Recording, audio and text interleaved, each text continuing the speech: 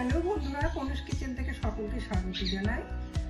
আজকে আমি আপনাদেরকে রান্না করে দেখাবো বিউলির ডাল। তো বিউলির ডাল তো আপনারা সবাই খেয়েছে, তো এইভাবে একটু করে দেখুন তো কেমন লাগে। এখানে আমার বিউলির ডাল আছে 200 গ্রাম।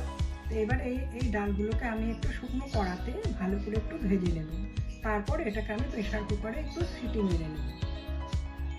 বন্ধুরা, আমি এটাকে প্রেসার কুকারে সিটি মেরে নিয়েছি। দেখুন, এর মধ্যে আমি একটু মৌরি আর তেজপাতা ফোড়ন দিয়েছিলাম। এদিকে আমি গ্যাস অন করে দিয়েছি, কড়া গরম হয়ে গেছে।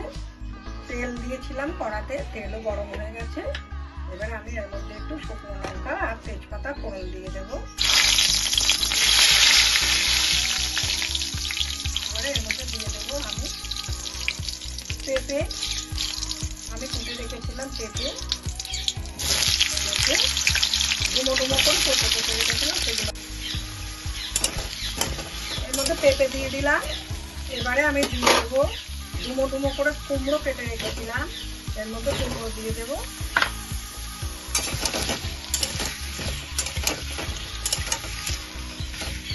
মিডিয়াম লো ফ্লেমে আমি আঁচটা রেখেছি। এবারে এর মধ্যে একটু হলুদ দিয়ে দেবো। এবারে দিয়ে দেবো একটু নুন,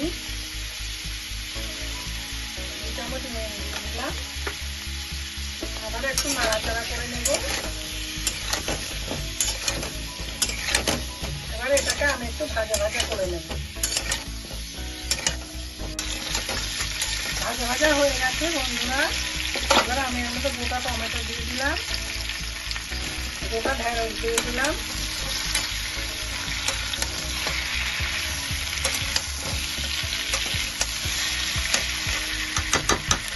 এবার আমি আগে থেকে সেদ্ধ করে রাখা ডালগুলো এর মধ্যে দিয়ে দেবো।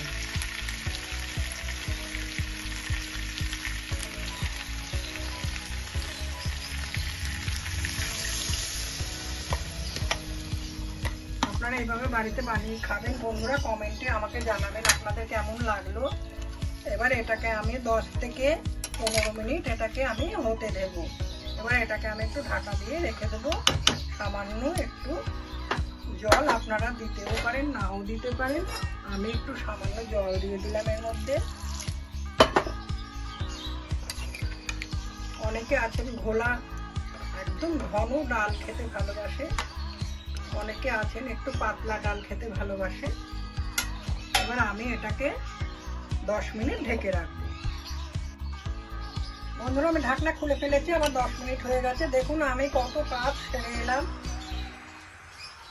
এবারে আমি এর মধ্যে আদা আর মৌরি বাটা দিয়ে দেবো।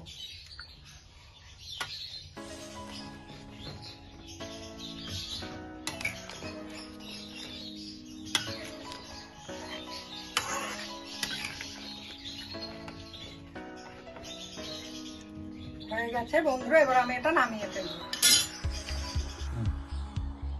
বন্ধুরা, আমার রান্না যদি আপনাদের ভালো লেগে থাকে তাহলে আমার চ্যানেলটাতে একটু লাইক শেয়ার সাবস্ক্রাইব করে দেবেন। আমি সামনের দিন নতুন নতুন রেসিপি নিয়ে আমি আবার আপনাদের সামনে আসবো।